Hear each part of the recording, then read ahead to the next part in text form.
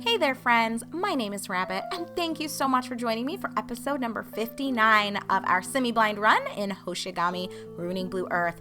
In our previous video, we at last found ourselves standing before Fernandez himself, and after a bit of banter regarding what's truly human nature, a desire for peace or desire for war and conquest, we decided to take him on in battle, and after close to 40 minutes, we were able to knock him off of his throne in the back. We managed to get not only both of the sparkly secret hidden items, but additionally we got, I would say, kind of a clutch session off. Like, there was a lot hanging on me not hitting him as fast. So I'm pretty pumped that we managed to pull that one out of our back pockets. It worked out really nicely, and we ended up getting his Ring of Death, as well as, like I said, 2 of the other hidden items, and I think a Tice emblem or a Tice crest, one of those 2 seals. So anyway, as we are beginning this episode, Faz is saying to Fernandez, "You're finished." I see you don't have too much to say now, Humpty Dumpty. I was a man of ambition from the beginning, but I kept my greed under control. Most people are like that. Shortly after I was assigned to the Temple of Earth and its surrounding area, I met the Priest of Earth. He showed me the coin finds. I was awed by their power. A voice whispered in my head, if I can use them to my will. That's when my reasoning gave way to greed. I made a deal with the priest. In exchange for the information on how to create and use the coins, I promised that I would put the Ixian ruins under my control once I became the leader of Valame. On the recommendation of the Priest of Earth, the king appointed me the aide of Cardinal Comfort. I captured Yugo using coin finds, and by doing so, I gained support among the government. I forced Cardinal Comfort, or however the fuck you want to refer to his name. Wait, is he talking about Alvine? I think he is, into resigning his position as general and took his place.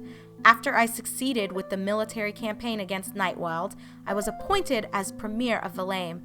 I seized control of the empire by confining the king secretly and killing him afterward. Wowie, wow. Like, I guess, confession time? This is a lot of information that you're just sort of sharing with us. But if he's going to die, I suppose he doesn't have anything to lose in being honest and transparent about what happened. I guess you got to give Fernandez that, right? My ambition became even greater than before. I craved for supremacy over Martius.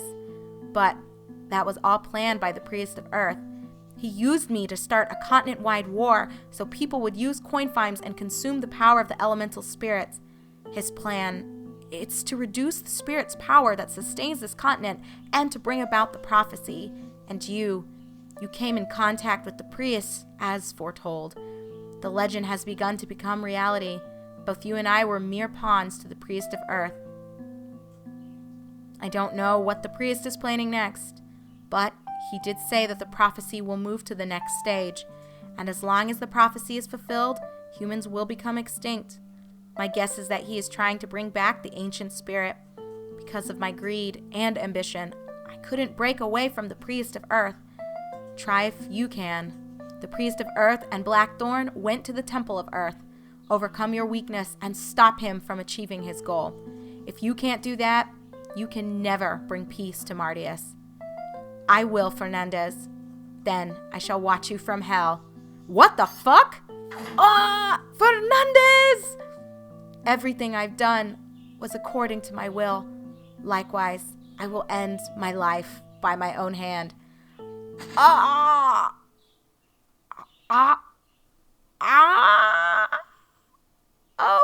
Okay. So, the war ended with the death of Fernandez. There was a talk between the King of Nightwild, King Zelston, Luke, Ruperl, and myself, and it was decided that the continent of Martius will be unified into one nation. Zelston was selected as the first king for leading the war against Valame. He rewarded the soldiers and gave consolation to the people. There was finally peace for the time being. Okay, I wasn't sure if I needed to read through that incredibly quickly because I never know if it's going to allow me to press the button to move the dialogue along or if it's timed. So my apologies for kind of blazing through that initial paragraph. Cool. King Zelston, you may rise, Faz. No, King, you may rise. People see you as the hero of Mardius, and rightfully so. I still believe that you should be the king instead. Nah, I don't have what it takes to be a king. Your Majesty, I would like to talk to Luke in private. I'm sorry, but can you have everyone except Luke, Sir Ruperl, and yourself leave the room? Very well.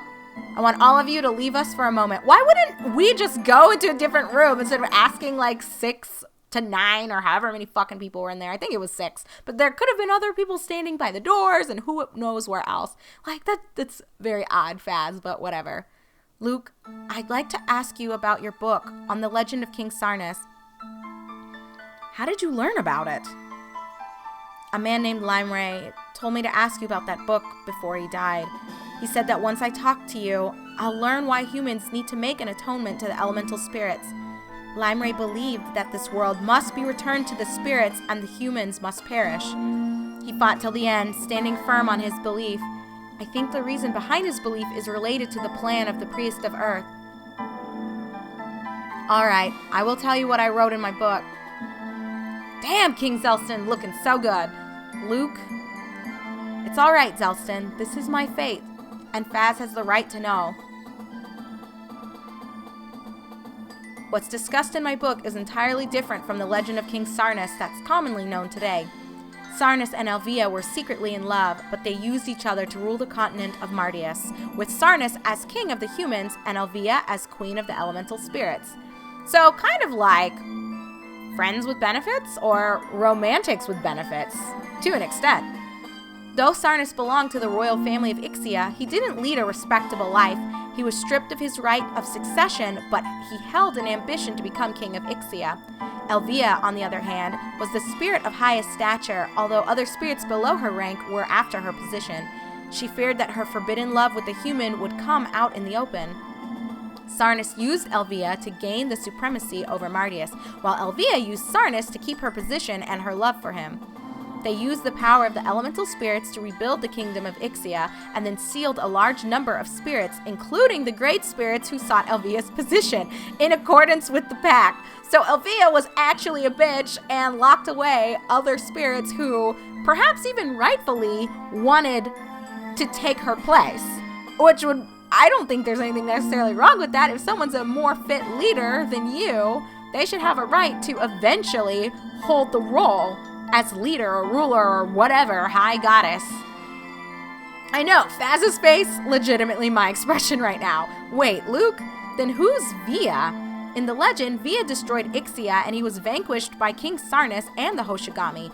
After the war, King Sarnas rebuilt Ixia. At least that's my understanding. I was just about to explain that.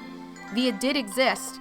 He created the Marselva and used the power of the spirits to destroy Ixia in order to create a world only for humans. But he was merely used by Sarnas and Elvia. They saw that Via's Marselva could be used to rob the spirits that opposed Elvia of their power. Dude, Elvia's crazy! Sarnas calmly watched Via destroy Ixia, and as soon as Via founded his new kingdom, Sarnas publicly announced that he was the last surviving member of the royal family of Ixia. He then joined forces with the remaining spirits and raised the army under the pretext of freeing the captured spirits. That was when the pact was made between Sarnas and Elvia. Of course, their interests were reflected upon the pact, since it was planned beforehand by the two. Wow. As you know, the pact was unfavorable to the spirits. Sarnas and Elvia convinced the spirits by limiting the term to 3,000 years. I think Limeray himself said something about that. When the war ended and Sarnas became king of the reborn Ixia, the spirits shed their physical bodies to sustain the continent, and so they carried out the pact. But Elvia kept her body. She and Sarnas bound the power of the great spirits within the Marselva, and keeping that a secret, they blessed the 6 Hoshigami with prolonged life and ordered them to protect the seals put upon the Marselva. Sarnas and Elvia became married and later had a child. That child was the first of the Cursilians. That is the brief summary of the legend. Oh, so Faz is technically a descendant of the spirits, as well as humans. So he's like a combination, I guess? Are you saying that the spirits suffered for 3,000 years, all because of Sarnas and Elvia's personal gains and ambitions? So I guess the spirits aren't that much better than the fucking humans, huh? According to my book, yes. Wait, what do you mean according to your book? You wrote the book, Luke. What the fuck? but my version of the legend of King Sarnas is only a portion of the actual legend. I strongly believe so now. Back then, I was so enthralled by my discovery that I didn't doubt its validity at all. When my book was published, it swept the continent by storm. However, it was immediately banned because it insulted King Sarnas, who was regarded as a sacred figure throughout Mardius, and before long, I was wanted by the Valamian authorities. That was during the war between Valame and Nightwild. A group of young extremists that read the book started an anti-war movement, but what they did was a massacre. They considered all people who were involved in the war as evil and killed them without mercy. Many people lost their lives as the war spread rapidly. I fled Valame and went to my old friend Zelston. I received a letter from your father shortly after that. The letter stated that my book discussed the legend of King Sarnas from just one perspective and described in detail how Yinold came to that conclusion. Who the fuck is Yinold? I think that's Faz's dad, I'm pretty sure. He also said that the legend, which is known to the people of Mardius, was another perspective of the true legend. The true legend was different from both versions, and the true legend could be the key to prevent the calamity that was to fall upon this continent. What the fuck, Luke? So, this is all a game of he said, she said, and different interpretations of what happened? Like, does no one know the genuine story behind Elvia and Sarnas and the spirits? What? After I read the letter, I went back to my research on the legend of King Sarnas, very cautiously this time. I found out that my version of the legend was known at places where there was a strong tie with the elemental spirits, while the other version was prominent in heavily populated areas such as cities. Faz, I will not go into details right now, but I believe that my version of the legend is from the perspective of the spirits. Okay, so the spirits are salty, and possibly their version is biased against Elvia's relationship with Sarnas because he was a human. However, the other version that I guess the humans might have is also biased because it's in a way that glorifies Sarnas himself and would never show the true intentions of what he and Elvia might have actually had planned. So what I suppose we are looking for is a more neutral third version, I guess? While the other version is from the perspective of the humans. Yeah, I already figured that out. Move along, Luke. And these two versions originate from the true legend of King Sarnas. And most importantly, the final verse of the legend is the same for both versions. 3,000 years after the pact between the elemental spirits and the humans, the ancient spirit will return and engulf the earth in a great calamity. Behold, he who bears my blood and that of Sarnas will rise from Cursilius. Together with the 6 Hoshigami, he will vanquish the spirit and restore peace to the earth. The two versions of the legend are different in every respect, except for this? That's right. I still have no idea what the prophecy indicates, but I'm positive that the 3 versions of the prophecy, the spirits, the humans, and the original, are practically the same, which suggests that it is the most important section of the legend. And now, after 3,000 years, the prophecy is being fulfilled. I know. As the Cursilian, I must witness the end of the legend, no matter how it turns out. Hey, maybe that in and of itself, that line he just stated, kind of brings all of this back to the fact that there are multiple endings to this game. I know that there's an ending that a lot of people consider to be like the true ending, although I think any ending you get is a true ending, but there is an ending that I know like Limeray gets to live and like you've recruited everyone. I know Luke along one path is recruitable. I'm pretty sure Zelston's recruitable.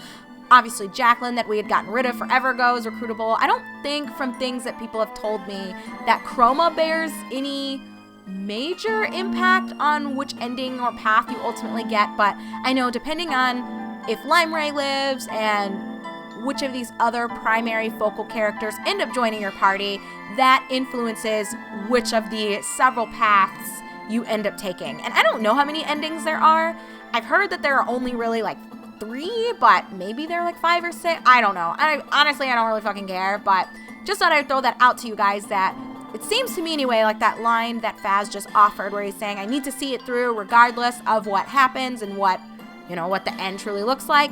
I think that says quite a bit about the fact that if you do happen to be motivated to play this numerous times, you could possibly see very different conclusions and very different endings to the story. So, I don't know. Maybe there are 3 primary endings that all align with the different versions of the legend of King Sarnas? Not too sure. But anyway, I don't need to sit here theory crafting forever. Just thought I'd offer that up. Turning it back over to Faz, he says, that is Limray, my friend's last wish, too. Your father said the same thing when he was studying the legend of King Sarnas. Limray, I won't look away from the truth, and I will change the destiny.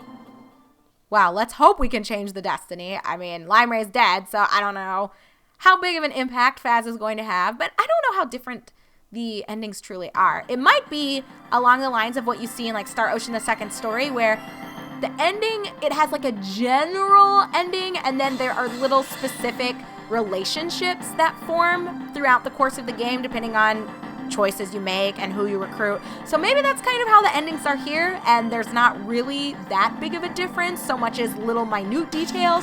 I don't know. Or maybe all of the endings are vastly different from one another. Once again, handing it over to Faz, who says, anyway, I'll head for the Temple of Earth. I'm concerned about the plan that the priest of Earth is carrying out. Whatever his plan may be, it must have some relation with the legend of King Sarnas. I'll see what I can find at the Temple of Water. There could be something in the library that I missed before. I will return to Aus and conduct the reconstruction of the city. Also, the fact that the priest of Earth was after Lar Delu bothers me. Very well. As for myself, I must stay and take care of matters here. I'm relying on you. All right, divide and conquer, bros. So chapter 6, the beginning of the end. So, oh my God, you guys, we are legitimately almost done with this game. I'm pretty sure 6 chapters is all that's there. But, I mean, again, don't hold me to that. As I've noted numerous times, I played this a long-ass time ago, so I remember, like, bits and pieces, and I know my brother and I had, I think even by this point in the game, I think we actually did have Limray, I think. So, I don't know if 6 chapters is definitely how many you get. Maybe there are 7, but one thing is for certain, we're rapidly approaching the end of this game. So, what I am going to do without you guys, oh, why did I come over here? I can still chill in Layetta. I want, with you guys in tow, us to do a little bit of organizing super duper fast. We did pick up a couple of items following our fight with Fernandez. We got, okay, let's just go through here. We got a silver robe, which is not a replacement for, not at all a replacement for what Medaliv has going on. Is it better than, I guess, honestly, yes. Robe that was bathed in milky white light. So we'll go ahead and give Elena the silver robe that we got. I think also I'm going to take off, yeah, I think I'm going to take off Irma this boomerang and give her the Ring of Death that we ended up picking up. Yeah, this is already on someone. That we ended up picking up off Fernandez. It's a pretty nice drop, honestly. And I'm wondering, though, would it be better to give this to Silphados? I don't think so. But maybe. What does he have? Kashis's Will. No, I think I like that evasion. I'm not going to go down that path. We will just give this to her. That exponentially increases her coin find attack damage. So yeah, we will go ahead and do that. And then we also got something called, was it a turquoise? I believe. Let's see what it does. Because we got this moon necklace forever ago, and it's not good at all. I don't think so anyway. Confused Guard. Turquoise pendant that calms the wearer. Meh. You know, don't think it's that good. Let's see. Everything else that it does doesn't seem worth it to me. Like, at all. At all. Poor Silphados, I've been forcing you to keep this shitty cat's eye for the entire game, and it hasn't really made a positive impact whatsoever. But anyway, so that's it for things that we picked up in terms of drops, hidden items, etc. Let's see if anyone is here in the recruitment center. Nothing good to be held here. You know, I always just gotta check just to make sure we're not missing anything in this camp. Then we will wrap up this episode by heading to the temple. I know a few people gained devotion. I feel a little bit awkward about worshiping Elvia after hearing what a bitch she possibly was. Doesn't sound like she had anyone's best interest at heart, which is a little poopy. Just a little bit. I think, hang on. Let me back my shit up. I gotta make sure that I'm actually scrolling through everything now. So physical hit plus 30%. No. Don't need it. Nothing for you, my darling. Nothing for you because I haven't been using you. You can you can definitely get Ema's Aid, which I might switch out and give to Sophados. Nothing for you. Nothing for you. And nothing for Gomez. Gomez, you're making me wonder if I should switch you to something else because you're struggling. He is having a little bit of a hard time. Okay, before we completely wrap it up, I'm going to switch for Sophados, the aid that he's got going on. I think what I ultimately do want for him is we're gonna, it kind of sucks a little bit because has been the bro for a long time. Maybe I'll get rid of the devotion plus 30%. I don't think it's necessary. Everyone else has been getting devotion at fairly decent rates. So, you know what? We might just slap Ema's Aid right up here. And then he's got 2 aids going, so that way we're never fully abandoning our roots here. But at the same time, moving along and continuously progressing. I think everyone else is where I need them to be and where I want them to be. So, there might not be aid, I guess, for Elvia or Vuktis. That's interesting. That's very, very interesting. Oh well, we don't need to worry too much about it. So that is it for things that I want to do with you guys in tow. When we come back together in our upcoming episode number 60, which I'm wondering, how many more videos are we going to have following that? Are we going to get to 70 episodes? Maybe 75?